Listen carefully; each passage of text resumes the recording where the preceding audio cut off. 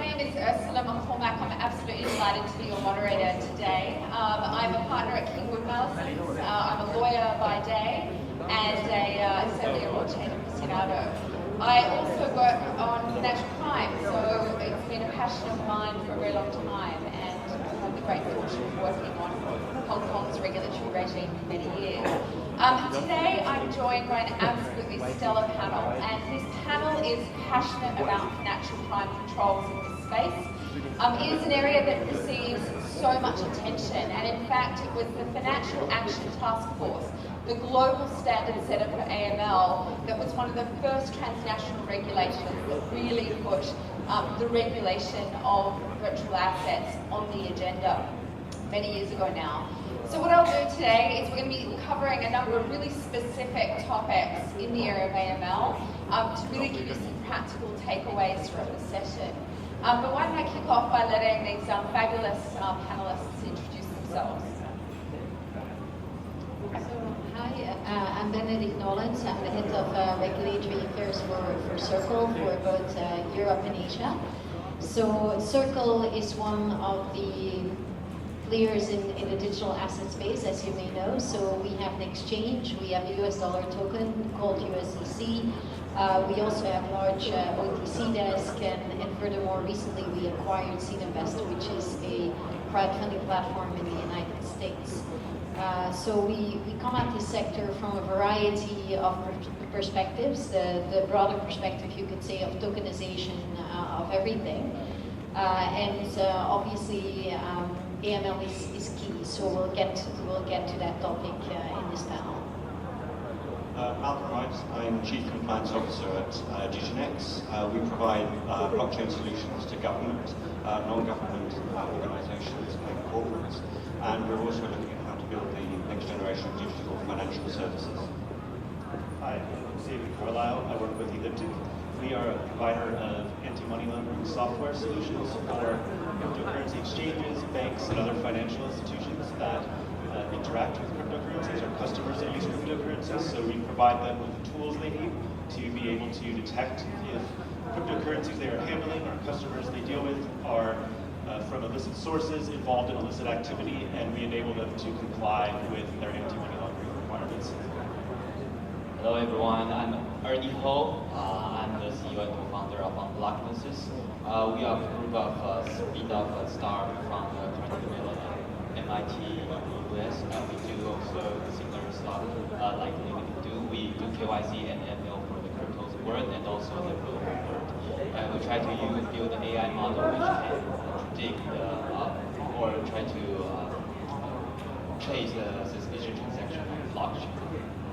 Fantastic. Okay, I'm going to kick off about the real risks and money laundering topologies in this space. And we hear that several millions of dollars, it could be even more, are laundered using cryptocurrency virtual assets every year.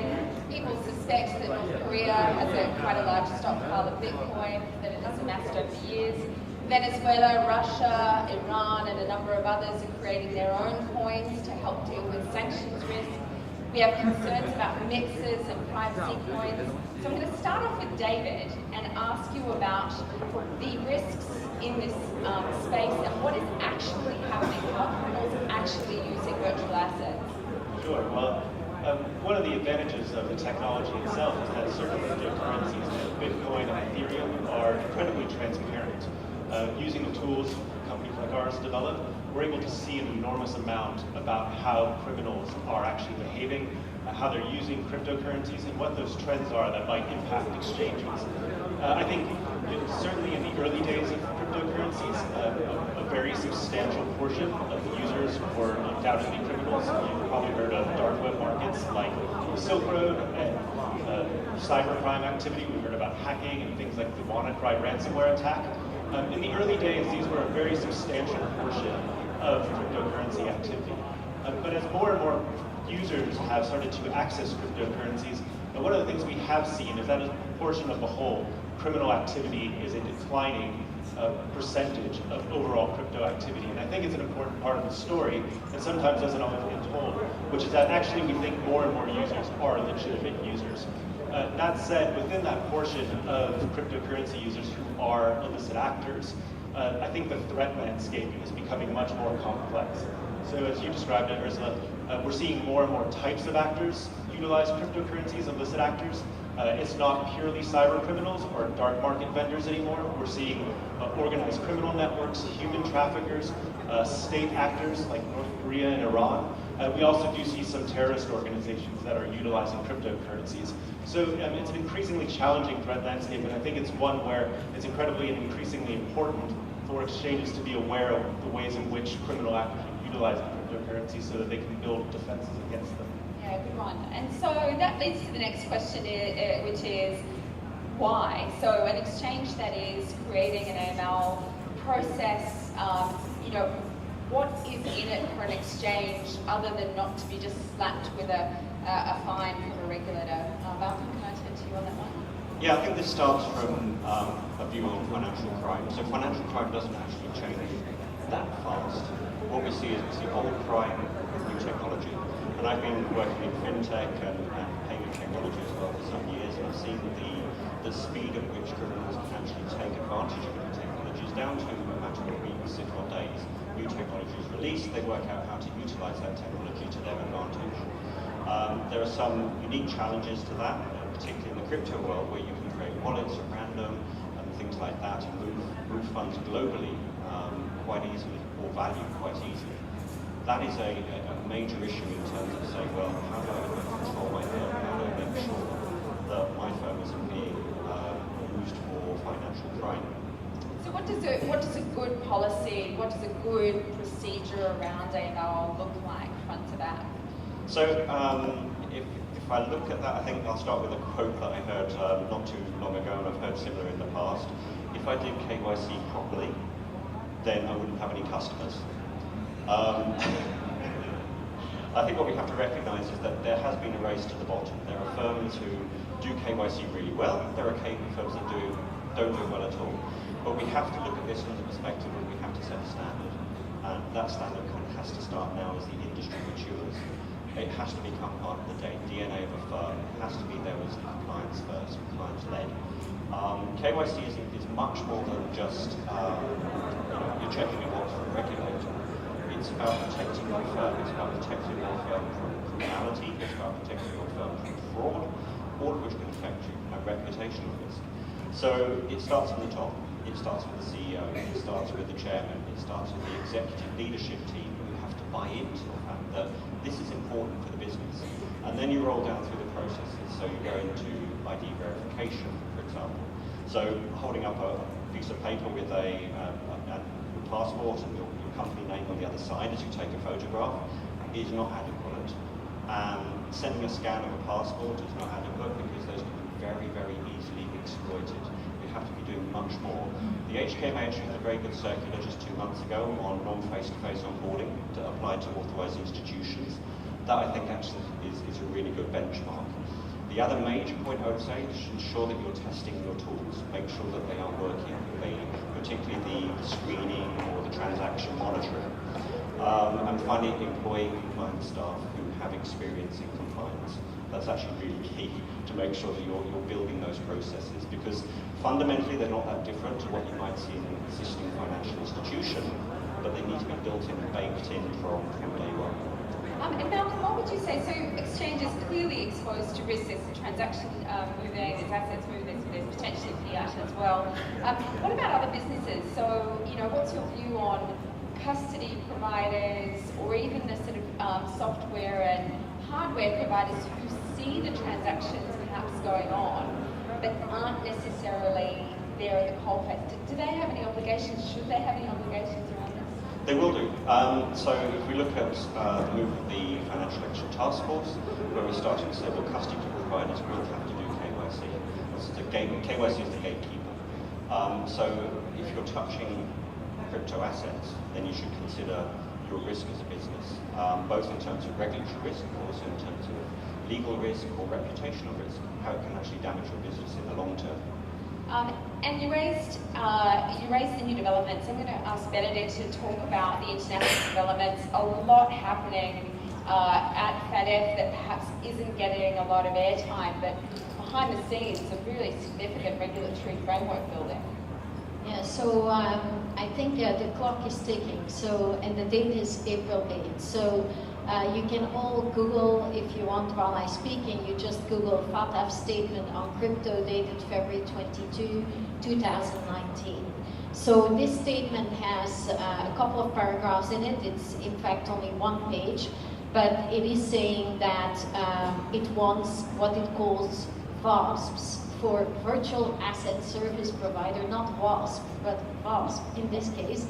It's a new term of art, and many in the room here of you are actually a VASP, okay? So you're going to be in the future subjected, if you're operating from or in or incorporated in a FATF member country, you're going to be subjected to an expectation of compliance with the material set of the FATF regulations, and in particular recommendations 10 to 21. And your country is going to be expected to make that clear in its regulatory framework by 2020. So you have very little time to get onto this case. So we're basically talking about a whole range of businesses not licensed today that will need to be licensed. Yeah, they will need to be licensed, but that then all depends on which license that country will then prescribe is the one to use. But I think you can act today, as said, by implementing a decent KYC onboarding regime, surveillance tools, reporting tools, suspicious activity reporting, etc. These are all the components of a typical AML program. On the April 8th date, it is the drop-dead date to feed back to FATF any thoughts that people have on that one-pager. And I would note that in the context of something called global digital finance, which both Malcolm and I are working together in the context of, we are creating a letter of feedback to FATF because we believe that 7.B in that one-pager is probably not feasible for the sector. What that paragraph is asking is that in the future, if you hold the assets, if I hold the assets on behalf of you, Urszula, and let's say my exchange is Poloniex, and you want to transfer those assets, let's say, to Diginex, that Poloniex would need to pass to Diginex your details. Now, the trouble is that when you are sending through your assets to your address, we don't necessarily know by whom that address is owned. It can be your individual wallet, a non-custodial wallet, or it can indeed be a wallet with the VASP. So it's very hard to comply with, and in any case would create very high compliance burdens and the need for infrastructural change. So I said feedback time is the latest by April 8th, so I would really encourage everybody who's interested, who is one a VASP, anybody who's an exchange, a wallet provider, or anything, you're a VASP, read that statement and decide whether you're going to send in feedback by April 8th. Do you want to add anything to that? Yeah, there's one, actually, it ties into the previous point we were talking about, responsibility, and there's one statement in there that just to call out and add to that, is that the FATF is recommending that countries ensure that they implement sanctions, whether that's civil or criminal, for senior managers and owners of crypto businesses who breach any sort of these AML, KYC regulations. So this is actually quite a key point, is whether you're all willing to take responsibility for your firm. This could actually be coming down the line quite quickly in terms of recommendations from regulators. And I think what, anyone who's on Twitter or LinkedIn will see a flurry of activity in a number of jurisdictions around creating good law. We see it in a number of US states that industry actually does have a really significant role to play in shaping regulation on this. Practical regulation. Is that your impression that, I mean, you've been off to see them, Malcolm, is that your impression that they are taking on board practical viewpoints about how to do this rationally? I think absolutely. This is as new to regulators as it is to the industry, in the sense that everybody is moving on this journey, and it's a very, very fast journey. If we think back through financial services, I don't think there's been a time where there's been such rapid transformation. And this is technology-led, so we're moving into a space away from traditional policy or legal into something where there has to be an understanding of technology. And for that, you need the people who understand that, which is the industry sector. So as Benedicte mentioned, groups like Global Digital Finance can really help to sort of drive that agenda, or to speak with regulators, to engage, to have that discussion that helps everybody lift the baseline and operate at a standard that sees an industry mature and that can be reliable and trusted. So I think the key point is that, let's say in France, there are firms, France, who thought that KYC, let's say, was an optional thing.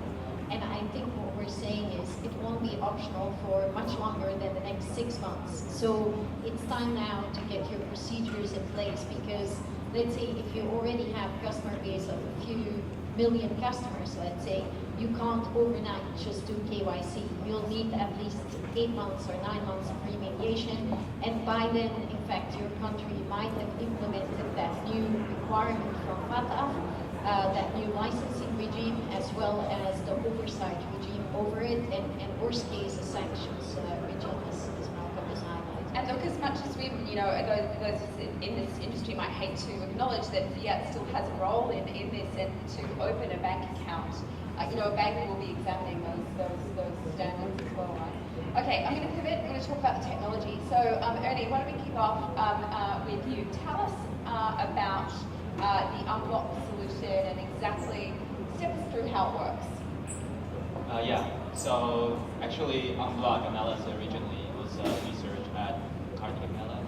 Also, we do the announced market, which is our announced market research, which scraped all the data since 2012.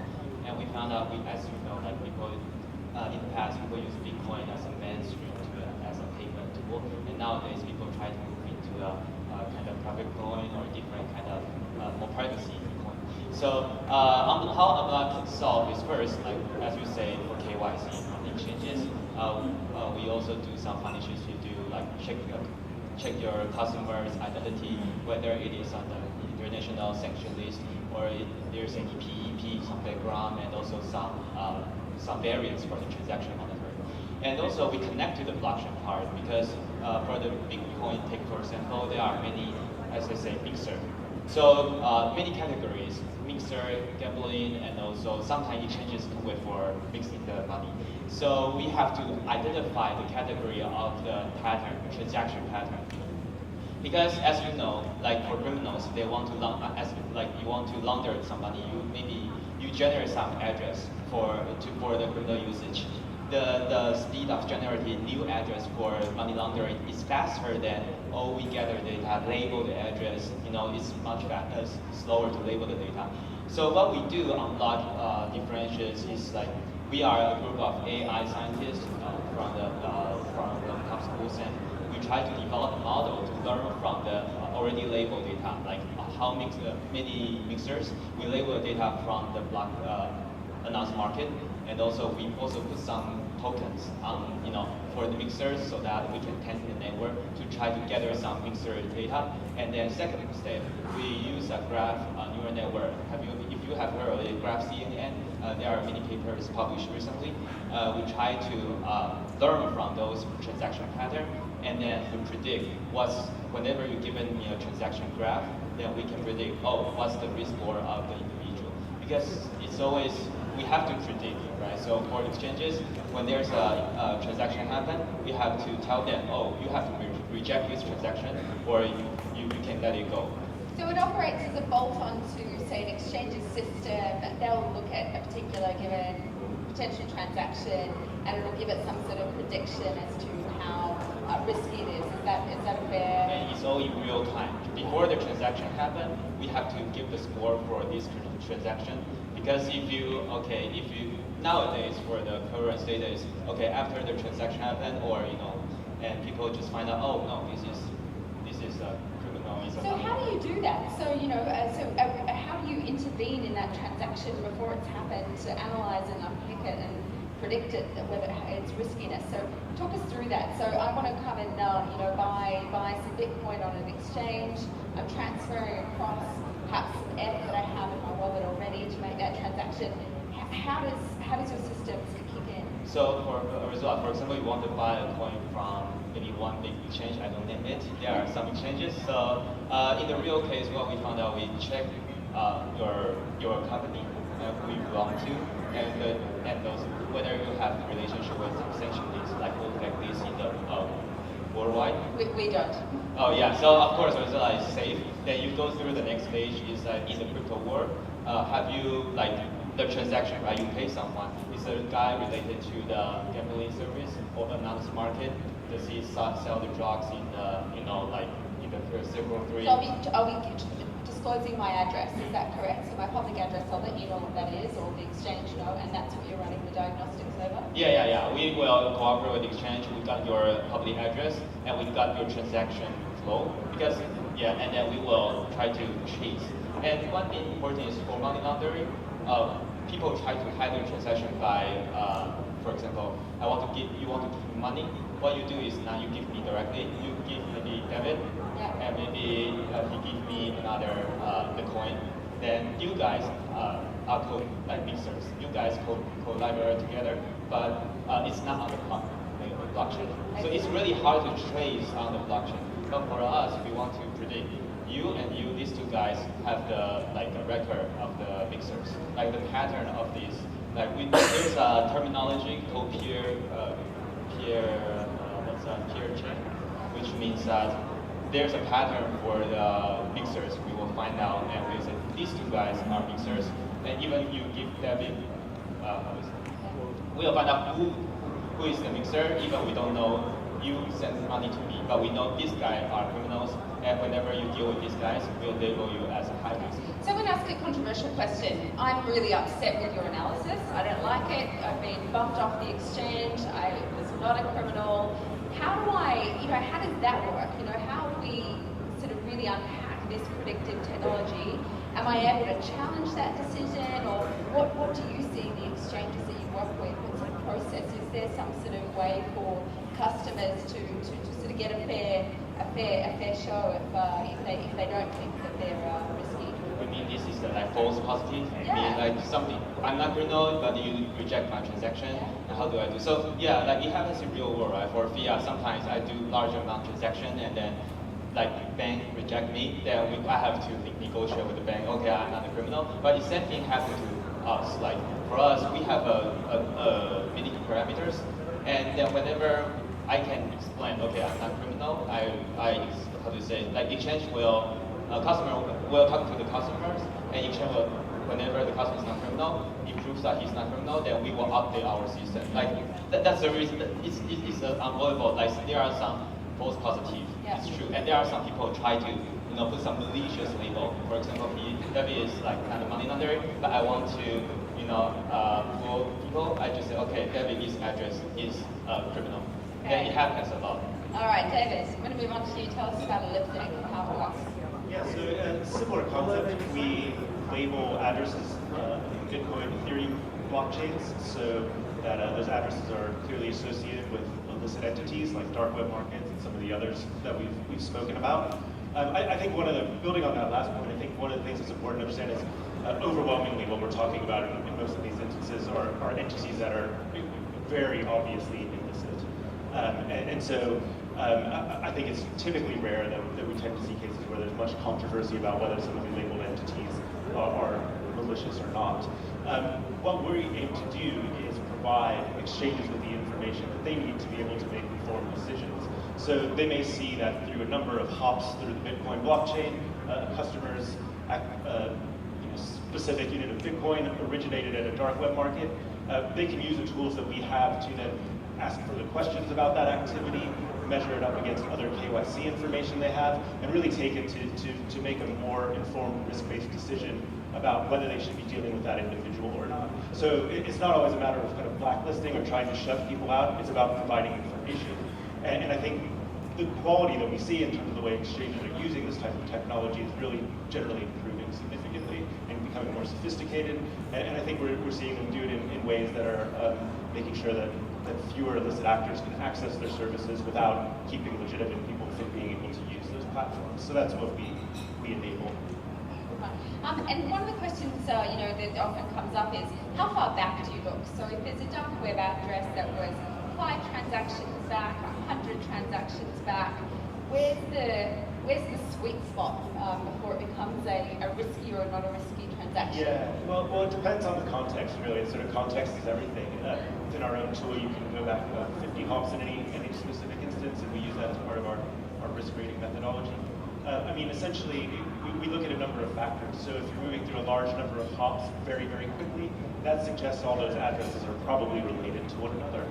If Bitcoin is flowing through numerous addresses over a very long period of time, it may be an indicator that those addresses were controlled by the same individual. So we look at a number of patterns, a number of factors, and again, the tools we provide is not about saying that this individual or that individual who had access to your exchange, they must be bad. It's about giving you that information and context to be able to understand and make decisions that are in line with the expectations of regulators. And I imagine OFAC listing Bitcoin address is helpful data now. It's sort of it's incredibly helpful data because it's very concrete. I think a lot of exchanges have been hearing for a time you shouldn't be dealing with Iran or North Korea, but how do you know how to do that unless someone gives you the tools to be able to look for it? And so now that OFAC is publishing those addresses, we can see very, very clearly those addresses, Bitcoin flowing to and from them, and an exchange could very readily see if they're interacting with those addresses or even related addresses that may not have been listed by OFAC, but are controlled by the same individual for things that we have the ability to detect. So it becomes a very, very powerful tool in terms of compliance.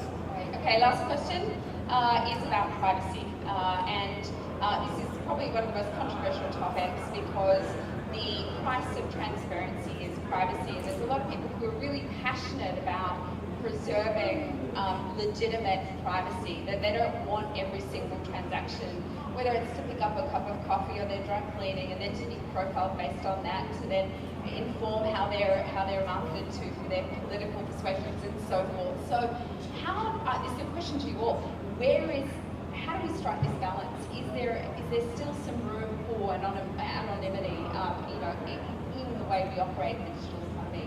So I'm going to go down the line. Benedicte? Well, I think the reality is there's always been privacy. So this last week I was having lunch with one of the top auction houses, right? And we were having a lot of fun talking about the $1 billion whale book, which concerns the 1MDB scandal with Malaysia. And the more I talked, the more I was thinking to myself, auction house, right? So the reality is there's always been laundering in one way or the other. There's always been privacy being kept while that was happening. So I think in this sector, this is going to be the privacy coins. I don't think they're actually avoidable, but anyway, maybe other people have other views. I think actually when you look at your bank account, or if you have a sole bank, then your bank has the ability to kind of profile your account already and decide how you're spending your cup of coffee and where. But on a more sort of serious note, I think that there probably will be, not all privacy coins are created the same. So there are unequal technologies, some that actually have ability for enforcement to view. So that does actually give some level of transparency where it is required. But at the same time, the unfettered ability to move funds from one place to another, to be able to have an unlimited value, that just opens the door to all sorts of problems. And from a money laundering, terrorist financing perspective, that there has to be either some level of control, and you say, well, okay, up to a certain limit, it's acceptable not to be sort of monitoring in any detail, but then you need good KYC. Again, it's back to your gatekeepers at each end of the transaction to make sure that party A and party B, you know who they are, and if they then move that back into the existing financial system, at that point we see tools that might say, hang on a second, on that transaction, to go through some privacy, tell us about that, and then making a risk-based decision on what you can see in your transaction history. Yeah, I think just to build on that, and as I was mentioning before, I think sometimes there's a perception that companies like Elliptic or UnBlock, what we intend to do is kill privacy, and I think that's not the intention at all.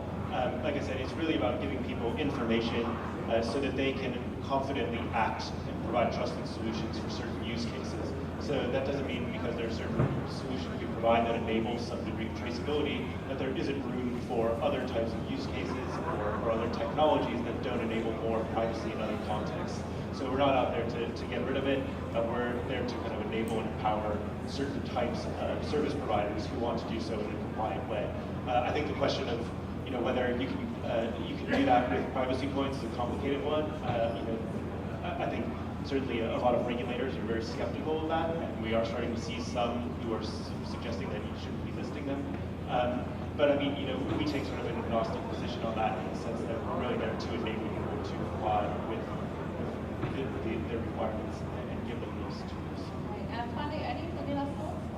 Yeah, actually, like David said, is what we want to do is really build trust for the players in the field. We are not trying to break their privacy.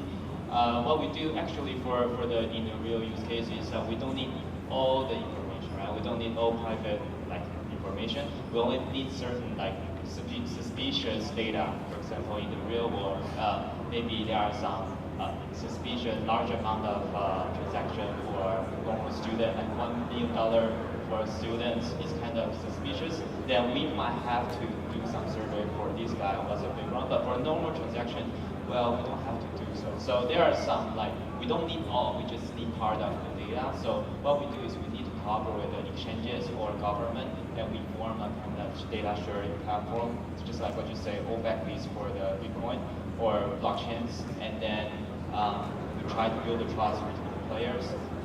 We don't break the privacy is not our top priority, but building the trust. Very good. Okay, well, look, thank you very much. Please join me in thanking the panel. It's been great to be here today. Thank you for informative and inspiring sharing. Thank you very much.